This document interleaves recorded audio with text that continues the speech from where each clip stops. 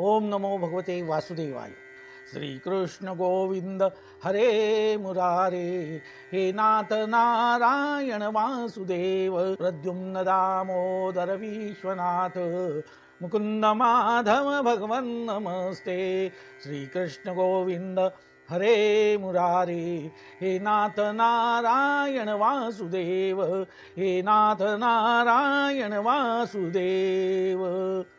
भगवान श्री गोपाल कृष्ण महाराज की जय। पार्वती पते हर हर महादेव। सीताकांत स्मरण जय जय राम। गंगा माता की जय। संत सज्जन हो, आपण मागच्या भागामध्ये भगवंताने रुक्मिणीचं हरण करून आणलं। सर्व वीरांच्या देखत रुक्मिणीला आपल्या रथात बसवलं, हरण करून आणलं आणि मग त्यानंतर शिशुपाल वगैरे वगैरे ही जे काही दुष्ट राजे होते, जरासंध, हे सगळे श्रीकृष्णाच्या पाठीमागे धावत गेले आणि त्यांनी आपल्या बाणांचा मारा सुरू केला। ते घटका दोन घटका हे सैन्य एकमेकाला झुंजलं। भगवंताने आणि बलरामांच्या सैन्याने त्या जरासंध वगैरे यांच्या सैन्याचा पार धुवा उडवला। रुक्मिणीला आपल्या डोळ्या देखत पळून घेऊन चालले। जी शिशुपालाने ही आपली वाग्दत्त वधू आहे या दृष्टीने जो रुक्मिणीकडे पाहत होता, त्याची पूर्णपणे निराशा झाली। त्याला हा मोठा आघात होता आणि अपमानही होता। जरासंध त्याच्या जवळ आला, त्याला गाठलं आणि त्याला म्हटलं की अरे, असा हाय काय खातोस, असा निराश का होतो, पराभवाने धीर खचला तर तो वीर कशाचा?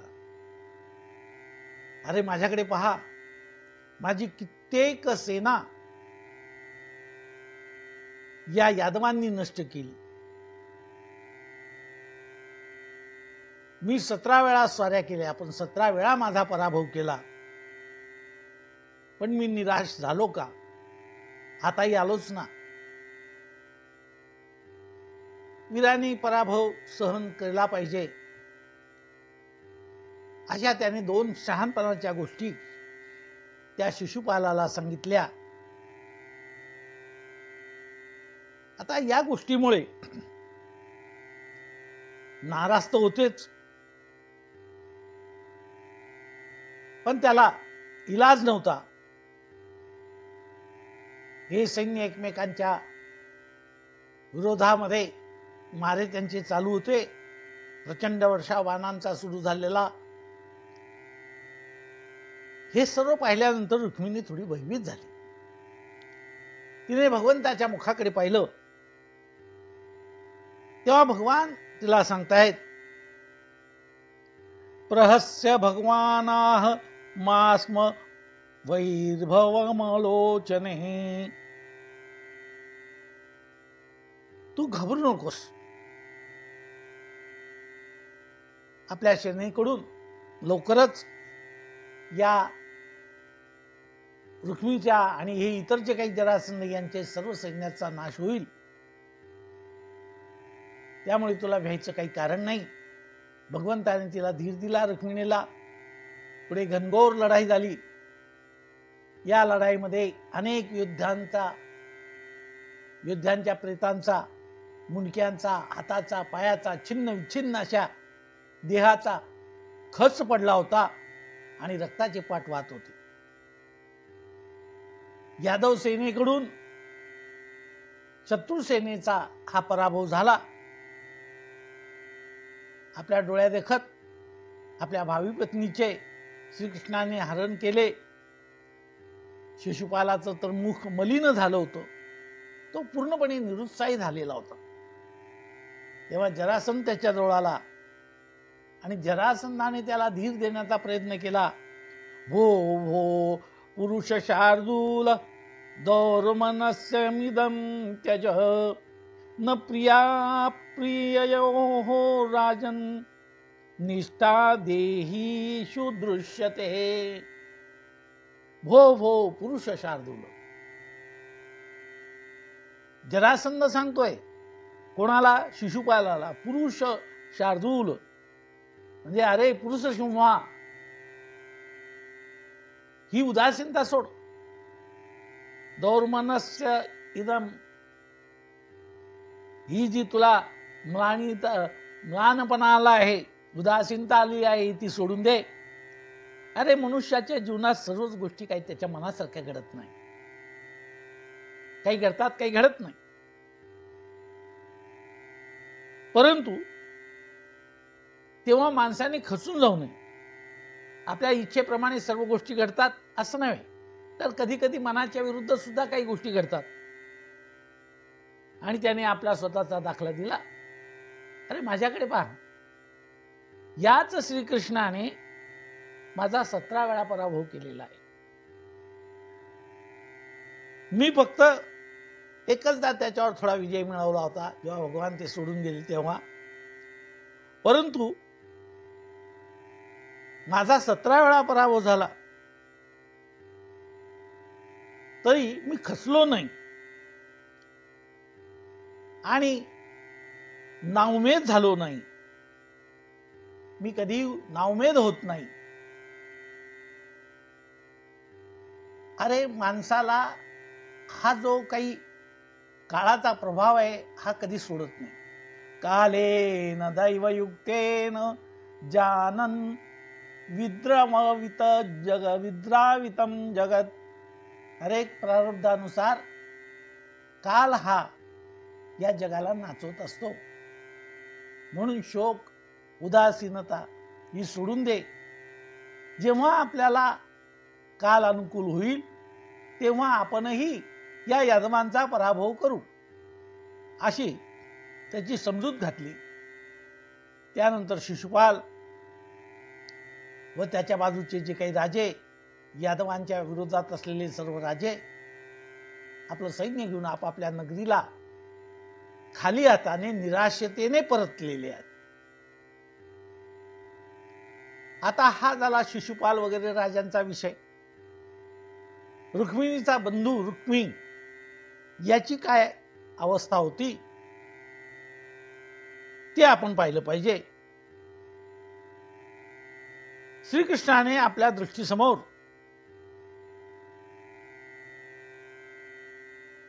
आपली बहीण रुक्मिणी हिचं हरण केलं, सर्वांचा पराभव केला आणि रुक्मिणीला घेऊन तो येथून निघून गेला. हे या रुक्मिणीचा बंधू रुक्मी याला काही सहन झालं नाही. त्याला हा विवाह मान्य नव्हता. रुक्मी तू राक्षसोद्वाहम कृष्ण द्विंग सहन स्वसुः पृष्ठतोन्वगत गमत कृष्णम अक्षोहिण्यामृतो बली. हा राक्षस विवाह त्यांना काही पसंत नव्हता. त्यामुळे तो क्रोधाग्नीने अक्षरशः जळत होता. राक्षस विवाह म्हणजे वधूला इतरांना जिंकून, वधू पक्षाच्या लोकांना जिंकून ती वधू पळून घेऊन येणे, हा राक्षस पद्धतीचा विवाह. आपल्या इच्छेविरुद्ध या कृष्णाने केलेला आहे आणि त्या रुक्मिणीला सहन झालं नाही. मग तो जो रुक्मी म्हणजे रुक्मिणीचा बंधू, त्याने तिथे जे काही राजे होते त्यांच्या समोर एक प्रतिज्ञा केली. अहत्वा समरे कृष्णम अप्रयुत्यूह च रुक्मिणीं कुंडिनम न प्रवेक्ष्यामि सत्यमे तद्ब्रवीमि नः. अहत्वा समरे कृष्णम, मी हे नृपांनो, हे राजे लोकांनो, मी आपल्या सर्वांसमोर प्रतिज्ञा करतो, जर मी या युद्धामध्ये श्रीकृष्णाला मारून माझी बहीण रुक्मिणीला परत आणले नाही, तर यापुढे या जन्मात मी या कौंडिन्यपुरामध्ये पाय ठेवणार नाही, अशी रुक्मिणीचा ज्येष्ठ बंधू रुक्मी यांनी प्रतिज्ञा केली. अहत्वा समरे कृष्णम, म्हणजे कृष्णाला मारल्याशिवाय, अप्रत्यव्यूच रुक्मिणीम, आणि तिला रुक्मिणीला परत घेऊन आलो नाही तर कुंडिनम न प्रवेक्षामी, या कुंडनपुरात मी कधीही प्रवेश करणार नाही. सत्यमेतत् ब्रवीमि ते, ही माझी प्रतिज्ञा आहे. मी खरं सांगतो की परत इथे पाय ठेवणार नाही, अशी त्याने ही प्रतिज्ञा केली. अर्थात ही प्रतिज्ञा भगवंताच्या दृष्टीने आणि बाकीच्यांच्या दृष्टीने निरर्थक होती. प्रतिज्ञा तर काय कोणीही करू शकतो, पण ती पूर्ण होईल हे थोडी सांगता येत, ते नाही सांगता येत, त्याची खात्री नाही देता येत.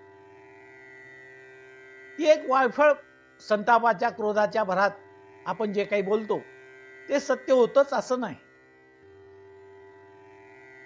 आणि तो भगवान श्रीकृष्णाला गोपाल, म्हणजेच गवळी, गवळी, गाई चारणारा, अशा प्रकारच्या शब्दांचा वापर करून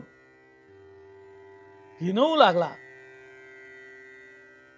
अद्याहम निशितै बाणै गोपालस्य दुर्मते नेश्चे वीर्यमिदं येन स्वसामे प्रसभं हृताः. रुक्मी बरळू लागला की मी ही प्रतिज्ञा केली आहे आणि या गवळ्याचा, दुष्ट गवळ्याचा, गोपालस्य सुदुर्मते, भगवंताला दुर्मती असा शब्द वापरला आहे त्याने, तर याचा गर्वच मी दूर करतो. मी कृष्णाचा गर्वहरण करीन. त्याला त्याच्या शौर्याचा गर्व झाला आहे. पहा, आत्ता मी त्याचा गर्वहरण करतो आणि माझ्या बहिणीला जो जबरदस्तीने घेऊन गेलेला आहे तिला परत इथे घेऊन येतो. या रुक्मीची वायफळ बडबड चालू आहे. आणि त्यानंतर भगवंतानी, श्रीकृष्णांनी त्याच्यावर 5 बाण सोडले आणि रुक्मी आणि भगवान श्रीकृष्ण यांच्यामध्ये विविध अशा आयुधांच्या माध्यमातून त्यांची मदत घेऊन लढाई झालेली आहे. रुक्मी भगवान श्रीकृष्णावर चाल करून गेला. रुक्मी भगवंतावर चाल करून गेला. भगवंताने त्याला ठार करण्यासाठी, त्याला मारण्यासाठी भगवान श्रीकृष्णाने आपली तीक्ष्ण तलवार हातात घेतली आणि रुक्मिणीला मारणारच तोपर्यंत रुक्मिणीने, म्हणजे रुक्मीची बहीण नववधू, तिने भगवान श्रीकृष्णाच्या चरणावर लोळण घेतली. काकुळतीने विनंती केली, हे देवादिदेवा, माझी विनंती आहे का? योगेश्वरा प्रमेयात्मन देवदेव जगतपते हंतुम नारसी कल्याणम भ्रातरम मे महाभुज. हे जगतपते, आपण योगेश्वर आहात, पराक्रमी आहात, जगताचं कल्याण करणारे आहात. कृपा करून माझ्या भावाला ठार करू नका. माझा मोठा भाऊ आहे, माझा बंधू आहे, आणि तिला ते जे काही बंधुप्रेम होतं ते बंधुप्रेम तिच्या मनामध्ये दाटून आलेलं आहे. केव्हा ना केव्हा त्या बहिणीला ते प्रेम येतं. नका हो मारू, तो माझा भाऊ आहे, तो माझा भाऊ आहे, कितीही दुष्ट असला तरी मला पित्याच्या जागी आहे. मी आपल्या पाया पडतो. ज्या आनंदाने मी या रथामध्ये पाऊल टाकले, मी मोठ्या आनंदाने या तुमच्या रथात पाऊल टाकलंय, त्या आनंदाला आता माझ्या भावाला या निश्चत्र अवस्थेमध्ये मारून तो कलंक लावू देऊ नका. रुक्मिणीने भगवंताचा तो खळग धरलेला हात धरला आणि रडत रडत विनंती केली. भगवान श्रीकृष्णांना अत्यंत दया आली आणि त्यांनी ठीक आहे, रुक्मिणीला रथाला बांधून ठेवलं, त्याचं मुंडन केलं, त्याला विद्रूप केलं.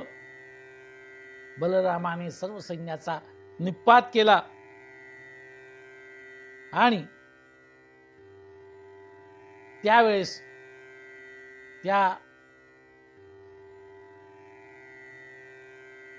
रुक्मिणीचा जो काही अपमान म्हणा, काही म्हणा, तो त्या ठिकाणी करण्यात आला होता. भगवंताला रुक्मिणीला कायमची काहीतरी लक्षात त्याचं राहिलं पाहिजे आणि म्हणून भगवंताने त्याला त्या रथाला बांधून ठेवला होता. त्याला लक्षात राहिलं पाहिजे की कोणाच्या प्रेरणेने, कोणाच्या हुसकावण्याने आपण कोणाशी शत्रुत्व घेतो आहोत याची आठवण राहावी म्हणून चैलेन बद्ध्वा तमसाधुकारिणं सश्मश्रुकेशं प्रवपन् व्यरूपयत. त्याला दुपट्ट्याने बांधला, त्याच्या मुंडन करण्यात आलं, दाढी मिशा डोक्यावरचे केस कापून त्याला विद्रूप करून टाकलं आणि नंतर त्याला सोडून दिलं. बलरामाने त्या ठिकाणी मध्यस्थी केली. बलरामाने त्याला सोडवलं. तेव्हा बलरामाने सांगितलं की वीर पुरुषाला मारण्यापेक्षा क्रूप करून त्याला सोडलं तर तोही एक वधासारखाच प्रकार आहे. आता रुक्मी हा त्याला तर मेल्यापेक्षाही मेल्यासारखं झालं. तो लज्जित झालेला होता. बलरामाच्या कृपेने तो बंधमुक्त केला आणि यावेळेस बलरामाने सुद्धा भगवंताला समज दिलेली आहे. बलराम म्हणाले, हे श्रीकृष्णा, तू जे हे काही केलं ते काही बरोबर केलेलं आहे असं नाही. कारण कितीही केलं तरी हा रुक्मी म्हणजे तुझ्या प्रिय पत्नीचा बंधू आहे रे. तिला काय वाटत असेल याचा विचार केला पाहिजे होता. आपल्याच नातेवाईकांचा लग्न कार्यामध्ये असा अपमान करणं हे काही बरोबर नाही. लग्न कार्यामध्ये आपल्याच नातेवाईकांचा झालेला अपमान हा बरोबर नाही. त्यांचं मुंडन करणं, त्यांचा विद्रूप करणं हा एक प्रकारे म्हणजे त्यांचा वध केल्यासारखंच आहे. आता या गोष्टी घडून गेल्या.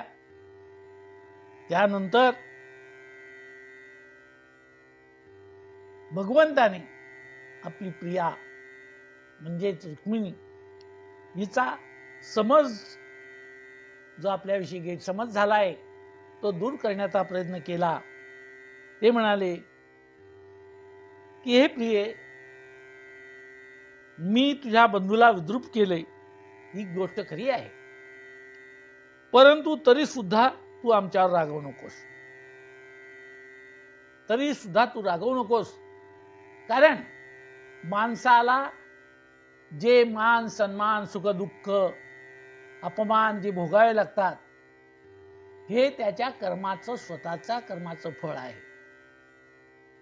रुक्मिणीचं कर्मच त्याला नडलेलं आहे. कारण नसताना त्याने माझ्याशी वैर घेतलाय. देव झाला पाठी मोरा, नसती विघ्ने येती घरा. हरिश्चंद्र तारा राणी, वाहे डोंब्या घरी पाणी. देव आपल्याला पाठीमोरा झाला की निश्चित समजा संकटाची मालिका येते, संकट येऊ लागतात. आणि याला कारण म्हणजे आपलं कर्म.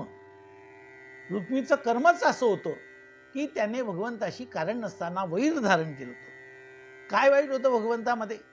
एवढ्या त्या पत्रात दिलेले ते सगळे भगवंताचे गुण पाहिल्यानंतर ज्या शिशुपालाला सर्व गाव दुष्ट म्हणतो आहे, आपल्या घरातले कुटुंबातले 5 लोक म्हणजे पिता आणि 4 बंधू यांना सुद्धा तो विवाह मान्य नाही. त्यांनाही वाटत होतं श्रीकृष्णालाच दिली पाहिजे आणि फक्त एकट्यानेच हा हट्ट का धरावा? केवळ भगवान श्रीकृष्णाची वैर, या वैरापायीच तुम्ही हट्ट धरला ना, हे त्याचं कर्मच त्याला नडलेलं आहे. आणि राहिला हा जो एकमेकांना मारणं, ठार करणं वगैरे हा जो काही विषय आहे, तो या ठिकाणी भगवान एक दाखला देत आहे रुक्मिणीला. क्षत्रियानामयं धर्मः प्रजापती विनिर्मितः भ्रातापि भ्रातरं हन्यात् येन घोरतरस्ततः. ऐक, रुक्मिणीला भगवान प्रजापती ब्रह्मदेवांनी जे काही सांगितलेलं आहे त्याचा दाखला देत आहे. क्षत्रियानामयं धर्मः, क्षत्रिय धर्माबद्दल सांगितलं. प्रजापती विनिर्मितः, ब्रह्मदेवांनीच क्षत्रियांचा धर्मच असा निर्माण केलेला आहे की सख्या भावानेच सख्या भावाला ठार मारावं. हा जो श्लोक आहे हा जरा नीट लक्षात घ्या. भागवतातल्या 54वा अध्याय आहे आणि त्याच्यातला हा 40वा श्लोक आहे. ज्याला हा श्लोक पाहायचा असेल त्याने मूळ भागवतामध्ये हा श्लोक आहे. क्षत्रियांचा धर्म हा ब्रह्मदेवानेच निर्माण केलेला आहे आणि त्यामुळे त्या ठिकाणी कुठलेही नाते गोते नसतात. रणांगणात उभा राहिल्यानंतर नाते गोते पाळायचे नसतात.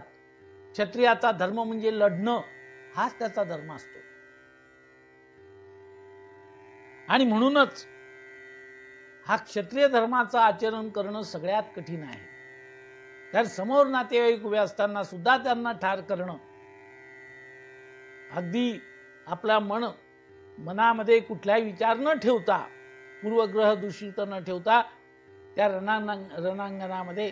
आणि हाच तर प्रश्न, याचाच तर विषाद अर्जुनालाही आलेला होता. गुरुनी हत्वान महान भावेन कथम भीष्ममहं संख्ये द्रोणं च मधुसूदन इषुभी प्रतियोत्सामी पूजारहो हरिसूदन. अर्जुनाने हाच प्रश्न विचारला होता. हे सगळे माझे नातेवाईक आहे, यांना कसा मारू? हे गुरु आहेत, भीष्म आजोबा आहेत, हे सर्व नातेगोते विसरून या बाणाने इषुभी प्रतियोत्सामी या आयुधांचा वापर करून यांना मी ठार मारू का? असा हा क्षत्रियांचा धर्म अत्यंत कठोर आहे. परंतु या धर्माचं आचरण केलंच पाहिजे असं प्रजापिता ब्रह्मदेवानेच सांगितलेलं आहे. त्यामुळे या रणांगणामध्ये कोण नात्याचा आहे, कोण नाही, कोण शालक आहे, कोण बंधू आहे, याचा विचार केला जात नाही. असं म्हणून भगवंताने रुक्मिणीची समजूत घालण्याचा प्रयत्न केला आहे. त्यानंतर बलराम रुक्मिणीला म्हणाले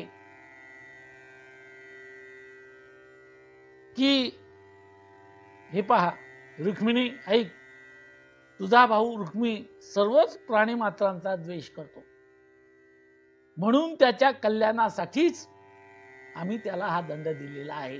त्याचं जे मुंडन वगैरे केलं आहे तो प्राणी मात्रांचा द्वेष करतो म्हणून. आता तुला हे योग्य की अयोग्य असं वाटत असेल, तुला यांनी केलेला दंड हा अनुचित आहे, हा बरोबर नाही, असं तुला जर वाटत असेल तर बलराम सांगतायत 54वा अध्याय आणि 42वा श्लोक आहे, तर तो तुझ्या बुद्धीचा दोष आहे, आमचा दोष नाही. ते वेयम विषमा बुद्धी सर्वभूतेषु दुर्हृदम यन्मनसे सदा भद्रम सुहृदाम भद्रमज्ञवत. हा तुझा दोष,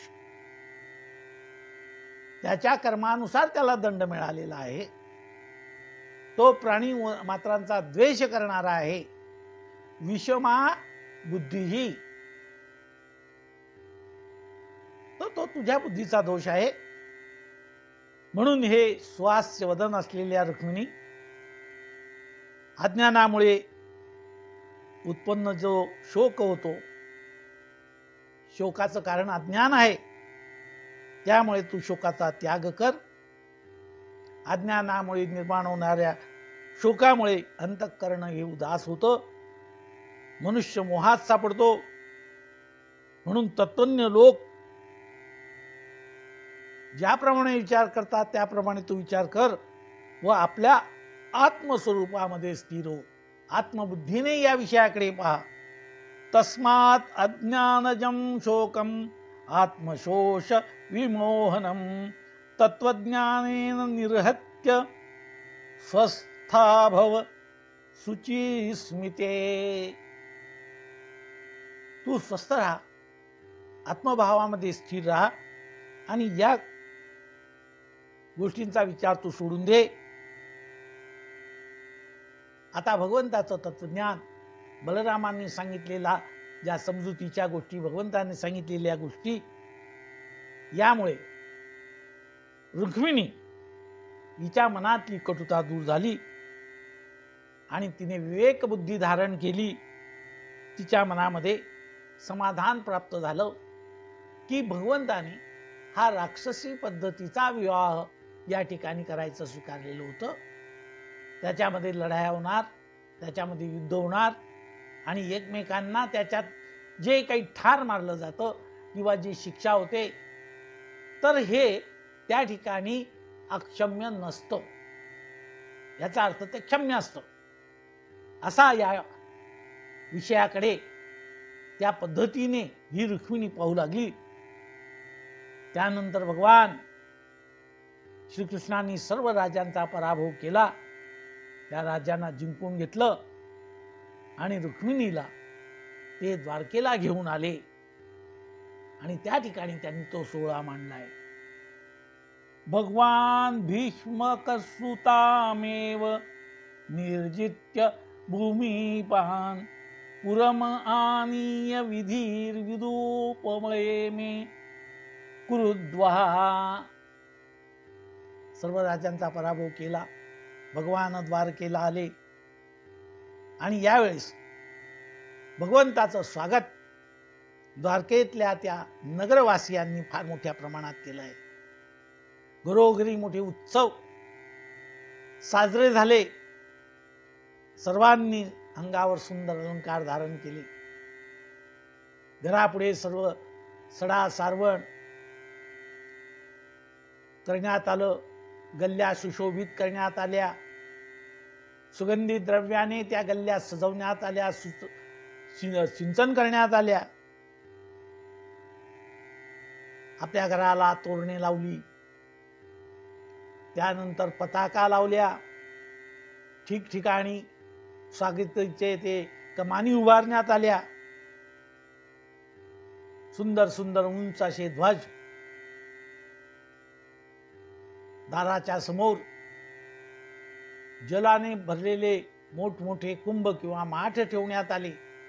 त्याच्यावर सुंदर अशा रत्नांच्या मोत्यांच्या माळा घालण्यात आल्या. इतकीशी सुद्धा त्या द्वारका नगरीमध्ये घाण नव्हती. सारं काही लख्ख आणि स्वच्छ, शुद्ध आणि पवित्र असं वातावरण तिथे निर्माण झालं. लोकांनीही सुंदर पोशाख धारण केला. स्त्रियांनी सुंदर असे अलंकार धारण केले. उंची वस्त्र त्यांनी नेसली आणि आपल्या बरोबर भगवंताला त्या नजराणे देण्यासाठी तिथले हे सर्व लोक येऊ लागले. सा वृष्णी पूर्यक्तभीतेंद्र केतुभिः विचित्रमाल्याम्बररत्न तोरणैः बभौ प्रतिद्वार्य पुक्लुप्तं मंगलैरापूर्ण कुंभागरुधूपदीपकैः. सर्व द्वारकेमध्ये उंच उंच ध्वज लावण्यात आले. ठिकठिकाणी रंगीबेरंगी माळा, वस्त्रे, रत्नांची तोरणं लावण्यात आली, बांधण्यात आली. घरे, मंगलदार सगळ्यांना तोरणं लावली. घरं सजवण्यात आली. घराच्या दाराजवळ जलाने भरलेले हे कुंभ, धूप, दीप, सुगंधी अगरू यांनी ती द्वारका नगरी विलक्षण शोभायमान झालेली होती. ठिकठिकाणी राजे, कुलवंत जे काही होते त्या सर्वांना आमंत्रित करण्यात आलं. सर्वत्र आनंदोत्सव साजरा करण्यात आला. रुक्मिण्या हरणं श्रुत्वा गीतमानं ततस्ततः राजान्यो राजकन्याश्च बभूर्भुष विस्मिताः. भगवंतानी रुक्मिणीचं हरण करून आणलं. अनेक राजांचा पराभव केला. या प्रसंगाचं वर्णन सर्व द्वारका नगरीभर पसरलं आणि लोकांच्या बोलण्याच्या गप्पाचा विषय हाच होता की याच प्रसंगाचं वर्णन करून करून लोक सांगतायत. आणि हे सगळं गुणवर्णन ऐकून तेथील ज्या कन्या होत्या, राजकन्या होत्या विविध राज्याच्या, त्या अत्यंत आश्चर्यचकित होत होत्या. त्या आश्चर्यचकित झालेल्या त्या कन्या अत्यंत आनंदाने प्रसन्न झाल्या आणि या विवाहाला या ठिकाणी द्वारकेमध्ये आता एक प्रकारचा आनंदोत्सव झाला. हा द्वारकाधीशाचा विवाह म्हणजे हा आपल्या घरचाच विवाह असं समजण्यात आलं. पुढे सुमुहूर्तावर द्वारकेत भगवान आता रुक्मिणी मातेचं पाणी ग्रहण करणार आहेत. आता रुक्मिणी मातेच्या रूपाने पराक्रमाला ही विजयश्री भेटली होती. भगवान महाविष्णूला महालक्ष्मी भेटली होती. महालक्ष्मीच विद्महे विष्णुपत्नीच धीमहि तन्नो लक्ष्मी प्रचोदयात्. मोठे मोठे वीर श्रेष्ठ मित्र राजांना द्वारकेमध्ये मोठ्या सन्मानाने बोलावण्यात आलं. त्यांचं आतिथ्य करण्यात आलं. कारण मी जातो लग्नाला द्वारकापुरीला. कुरु, संजय, कैवल्य, विदर्भ, यदू, कुंती आणि कितीतरी वंशाचे राजे या भगवान श्रीकृष्णांच्या आणि रुक्मिणीच्या विवाहाला उपस्थित होते. या ठिकाणी भगवंताचा तो सुंदरसा असा विवाह मंडप सजवण्यात आला. सर्व ठिकाणी फुले, पताका, ब्राह्मणांना आमंत्रित करण्यात आलं. लग्नाच्या विधीचे सर्व जे काही महत्त्वाचे विधी असतात लग्नाआधीचे ते सर्व विधी करण्यात आले. वरघोड्याची मिरवणूक, सर्व स्त्रियांचं, सवाष्ण स्त्रियांचं पूजन हे सर्व त्या ठिकाणी सुरू झालेलं होतं. आणि शुभ मंगल सावधान सावधान, शुभ मंगल सावधान सावधान, तदेव लग्नं सुदिनं तदेव, ताराबलं चंद्रबलं तदेव, दैवबलं विद्याबलं तदेव, लक्ष्मीपती तेंग्रयुगं स्मरामी. नगारे वाजवण्यात आले. जिकडे तिकडे आनंदी आनंद, अनेक प्रकारची रोषणाई, आकाशामध्ये फुलबाजा वगैरे उडवण्यात आल्या आणि अत्यंत आनंदामध्ये ही द्वारका नगरी बुडून गेली. आणि जिकडे तिकडे स्वर्गातल्या देवता आकाशातून पुष्पवृष्टी करतायत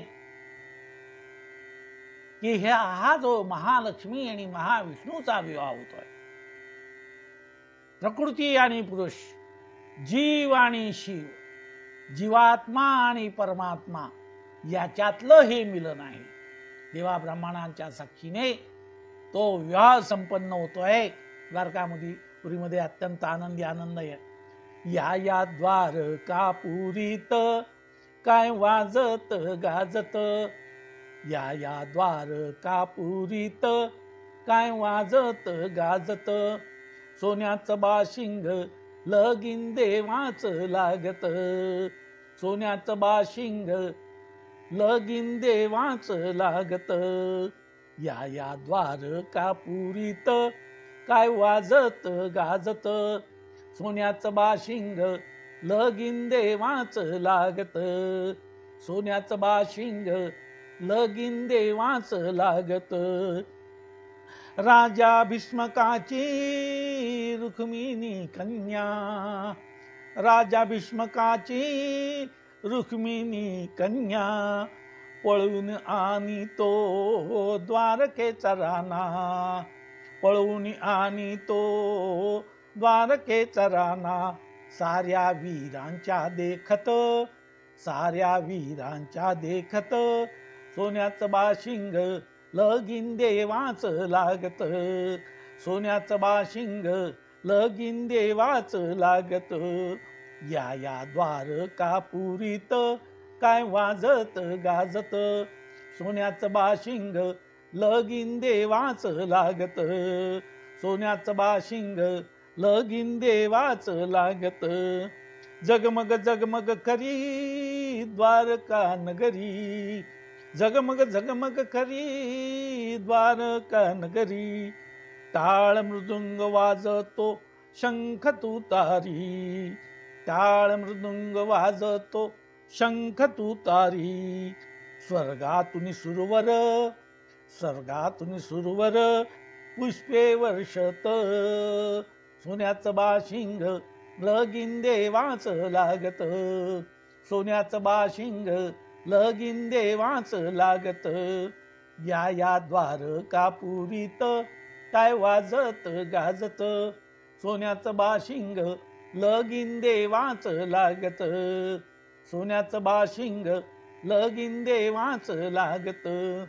पुंडलिकासाठी विटेवरी उभा, पुंडलिकासाठी विटेवरी उभा, वामांगी रखुमाई दिशे दिव्य शोभा, वामांगी रखुमाई दिशे दिव्य शोभा. नामदेव पुढे, नामदेव पुढे कीर्तन करीत, सोन्याचं बाशिंग लगीन देवाच लागत, सोन्याचं बाशिंग लगीन देवाच लागत. या द्वारकापुरीत काय वाजत गाजत, या द्वारकापुरीत काय वाजत गाजत, सोन्याचं बाशिंग लगीन देवाच लागत, सोन्याचं बाशिंग लगीन देवाच लागत. बोला विठ्ठल रुक्माई माता भगवान श्री विठ्ठल भगवान की जय। माता रुक्मिणी माता की जय। पुंडलिका वरदे हरी जय जय विठ्ठल रखुमाबाई जय जय विठ्ठल रखुमाबाई।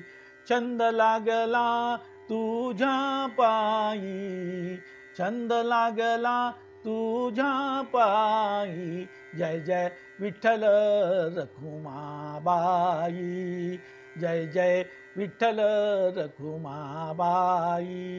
छंद लागला तुझ्या पायी छंद लागला तुझ्या पायी जय जय विठ्ठल रखुमाबाई जय जय विठ्ठल रखुमाबाई। पुंडलिका वरदे हरी विठ्ठल श्री ज्ञानदेव तुकाराम। ठोबा रखुमाई ठोबा रखुमाई ठोबा रखुमाई ठोबा ठोबा विठोबा विठोबा रखुमाई विठ्ठल रखुमाई विठोबा रखुमाई विठ्ठल रखुमाई विठोबा रखुमाई विठ्ठल रखुमाई विठोबा रखुमाई विठ्ठल रखुमाई। पुंडलिका वरदे हरी विठ्ठल श्री ज्ञानदेव तुकाराम। पंढरीनाथ महाराज की जय। जय द्वारकानाथ महाराज की जय। द्वारकाधीश भगवान की जय हो। द्वारकाधीश भगवान की जय हो। श्री कृष्ण गोविंद हरे मुरारे हे नाथ नारायण वासुदेव। श्री कृष्ण गोविंद हरे मुरारे हे नाथ नारायण वासुदेव। प्रद्युम्न दामोदर विश्वनाथ मुकुंद माधव भगवन् नमस्ते। प्रद्युम्न दामोदर विश्वनाथ मुकुंद माधव भगवन् नमस्ते। श्री कृष्ण गोविंद हरे मुरारे हे नाथ नारायण वासुदेव। भगवान श्री गोपाल कृष्ण महाराज की जय। पार्वती पते हर हर महादेव। सीताकांत स्मरण जय जय राम। गंगा माता की जय। भारत माता की जय। नमो नारायण नमो नारायण नमो नारायण।